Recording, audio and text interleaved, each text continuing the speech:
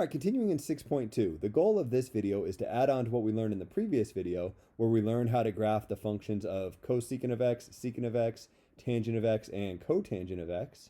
But much like the case was in 6.1, not only do we want to be able to graph those untransformed graphs, but we want to be able to graph them when they have function transformations going on, when they have numbers in place of a, b, c, and d, as you see pictured here. And we spent quite a bit of time in 6.1 learning how these four different constants affect the graphs of sine and cosine. It was pretty challenging, one of the harder things you've done in this class, but hopefully you left that section with the ability to sketch transformed versions of sine and cosine. For example, the graph of y equals 2 times the sine of 1/2 x minus pi minus 1 is shown in green here. And it'd be nice if you could confirm that this really is the graph. Maybe you'd first take a look at d being equal to -1. That tells you that the midline is down here at -1. Then you'd look at a, which is 2, and you'd say the absolute value of 2 is just 2, and therefore the amplitude of this graph is 2. So the maximum, the highest this graph will ever get is 2 units above my midline, and the lowest it'll ever get is 2 units below my midline. Now that you have these vertical bounds all drawn, you can look at b and c to learn what's going on in the horizontal direction. Maybe you could first figure out the phase shift. The phase shift is always the negative of c divided by b. So it's the negative of pi divided by 1/2, which is equal to -2 pi. What that tells me is that I'm going to start my graph at an x-coordinate of -2 pi, so right here. And then finally, you could figure out the period. The period for both sine and cosine are 2 pi divided by b being 1/2 in this case. So you take 2 pi and you divide it by 1/2 and you get 4 pi. So informally speaking, my graph starts at -2 pi, ends 4 pi later at a value of +2 pi. There's one full revolution of this graph, 2 times the sine of 1/2 x plus pi minus 1. And you're like, yeah, that's great. I learned that in 6.1. Why are you wasting my time with this? This is supposed to be 6.2. In 6.2, I'm supposed to learn how to graph the other trig functions, things like y equals 2 times the cosecant of 1/2 x plus pi minus 1. Well, good news. As we learned in a previous video, the graph of cosecant of x is very similar to the graph of sine of x. In fact, once you have the graph of sine of x pictured in red here, you can come up with the graph of cosecant of x pretty easily. All you have to do are kind of, informally speaking, put dots at the maxima and the minima, and then draw your vertical asymptotes anytime the graph of sine hits the midline. Man, it sure would be nice if that held up for these transformations, because if that same logic held for these transformations, then sketching this graph would be as simple as sketching this graph and adding a couple of points in vertical asymptotes. I got some good news for you. It does. It all works out perfectly. If I wanted to sketch the graph of y equals 2 cosecant of 1/2 x plus pi minus 1, and I was already able to sketch this graph in green here, it's super easy. All I got to do are put points up at my maxima and my minima. So because of how this is zoomed, you just see the one maximum point and the one minimum point, but maybe you can imagine there being more if I go off to the left and to the right. And then add my vertical asymptotes anytime this transformed graph in green reaches its midline. Note, not when it reaches a 0, but when it reaches its midline. The midline is down here at y equals -1. So at x equals 0, and at x equals 2 pi, and at x equals -2 pi, the graph in green hits its midline, and that's where I put my vertical asymptotes. Once you have all these guidelines drawn, sketching this graph is not bad at all. All you got to do is draw this little U-shaped graph over here, and then an upside down U-shaped graph over here. Again, because of the zoom, there was only one minimum and one maximum labeled. But if I had multiple maximal points, I would draw this right side up U, kind of starting at each of them. And if I had multiple minimal points, that's hard to say, I would draw this upside down U at each of those. What's pictured in red is this graph, a transformed version of one of our other trig graphs. Okay, that's just one of them, though. There's 4 other trig graphs. What about secant? Good news, the relationship between cosecant and sine is the exact same as the relationship between secant and cosine. What I'm saying is if somebody asked you some crazy transformation and this said secant instead of cosecant, all you would do is the exact same transformations, but you do it to the cosine graph. And that would leave you with something that kind of looks like what you see in green here. And then you draw all your vertical asymptotes at all of the points where the cosine, if this were the cosine graph, reached its midline. And then you put in your upside down and right side up u's at all the maximal and minimal values, and you would have a transformed version of secant. It's so similar to what we do with cosecant that I'm not even going to bother. I'm going to assume that you could come up with that answer on your own. Okay, so I learned sine and cosine in 6.1, and I think I'm good with cosecant and secant. What about tangent and cotangent? What if somebody asked me to sketch y equals 2 times the tangent of 1/2 x plus pi minus 1. Note I'm using the same transformations as I used up here, but you could do the same logic with any numbers in place of a, b, c, and d. What would you do? Well, the way we came up with the tangent graph was by looking at the graphs of sine and cosine. The way we're going to come up with a transformed tangent graph is by looking at the transformed versions of sine and cosine.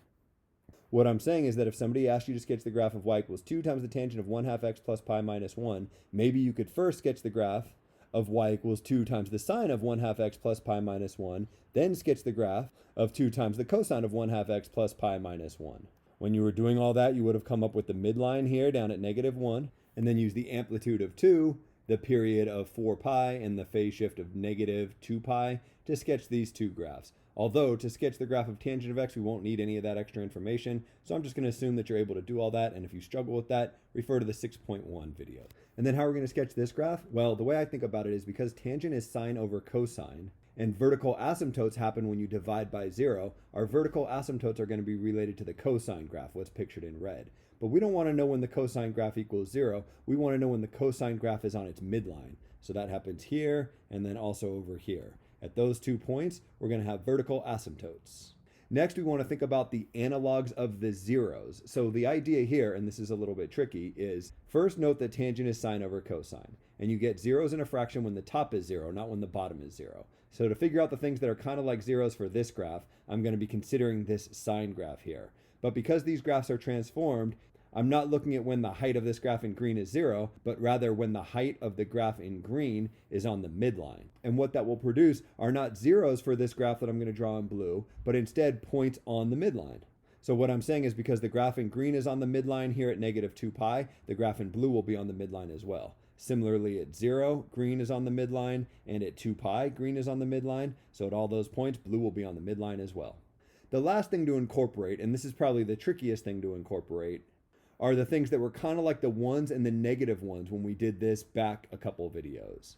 So remember when we were sketching the graph of tangent, we put in our vertical asymptotes, we put in our zeros, but we also put in points with heights of -1 and at +1. And the way we found this height of +1, for example, is it was the point where the sine graph and the cosine graph had the same heights. I can do something similar here. I can look for points of intersection between my red and green graph, points where the heights of the red and green graph are the same. So that happens at pi over 2, and that also happens at -3 pi over 2. But generally speaking, that doesn't necessarily give me a height of 1 on my graph of tangent. Because my graph of tangent is transformed, I have to think about the height relative to the midline. So you're like, oh, okay, so it's a distance of 1 above your midline? Almost. It would be a distance of 1 above the midline if not for this 2. Because of this 2, everything is stretched vertically by a factor of 2. So what I want to do is take the points where the red and green graph have the same height, and at those x values, put dots in blue that are 2 units above my midline of -1. Here's my midline of -1, 2 units above this would be up here. Coincidentally at a height of 1, but generally speaking it won't be at a height of 1. Same idea with this point. The red and the green graphs have the same height, so I come down here to my midline and I go up 2 units. This point in blue will be on my transformed graph of tangent. Negative ones are kind of similar. I'm looking for points that are the same distance above and below, not the axis, but the midline. If you have a hard time finding that, you might be able to just exploit some patterns. In between this 0 and this vertical asymptote, on this side, there was one of these points that were analog to our 1s in the previous video. So in between the vertical asymptote and the 0 on this side, there's one of the points here at -pi over 2 that would be analog to the -1. But where do I put it? Well, I want to start at the midline and I want to go down by 2 units. So from here, if I go down 2, I get this point right here. Similarly, at 3 pi over 2, the height of the red graph is as far above my midline as the height of the green graph is below my midline. So that's another one of these -1, maybe in air quotes, points. And the way I graph that is I go to my midline and I go down by 2 units again because of the 2 that I see in the equation here. I now have plenty of points to sketch my graphs. Pictured in blue is the graph of 2 times the tangent of 1/2 x plus pi minus 1. And if you could follow that logic, which to be fair, a lot of people can't, you could come up with the graph of 2 times the cotangent of 1/2 x plus pi minus 1, because the relationship between tangent and sine and cosine is the same as the relationship between cotangent and cosine and sine. What I'm saying is because tangent is sine over cosine and cotangent is cosine over sine, we can do this exact same analysis, just flipping the roles of the graph in red and the graph in green, and we'd come up with the graph of cotangent. And that gives us all of our different Trig's functions in their transformed versions. For what it's worth, I recognize that this is super hard. In our specific class, you'll see a little bit of homework with this stuff, but as far as tests and quizzes, I will never ask you to sketch a transformed trig function other than just sine and cosine. So what I'm saying is get what you can, see if you can get through the homework, see if you can kind of understand these a little bit, but don't stress too much if you have a hard time with them, because frankly, it's just a really hard topic. In the next video, we'll learn how to go backwards, which might solidify your knowledge of these transformed other trig graphs to begin with. And then once we can go backwards, we'll be completely done with graphing trig functions. We'll be done with 6.1 and 6.2.